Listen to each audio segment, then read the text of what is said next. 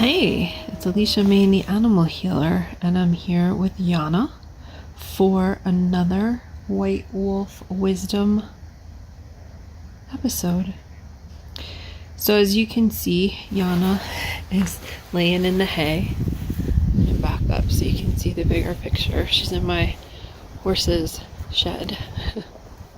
And outside today, the weather, we've got storms rolling in. It was super sunny.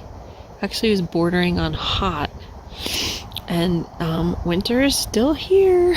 We're not in spring yet. So Aiyanna is paying attention to her body.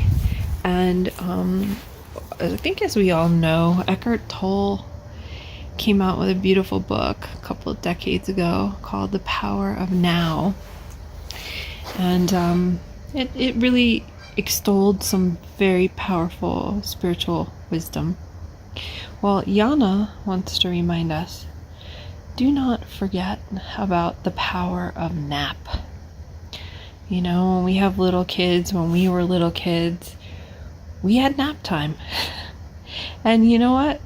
It helped balance us out. Animals have nap time still, all the time. Even through adulthood, you know, they understand a different level of balance than most of us adults in how to keep our bodies healthy and not always stay stuck, you know, in the doing and achieving. They know when to rest.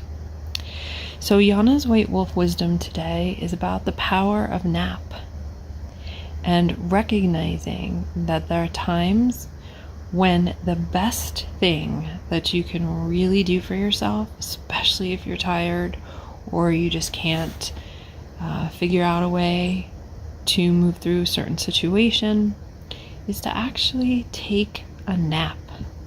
I don't know why as adults we kind of lost that.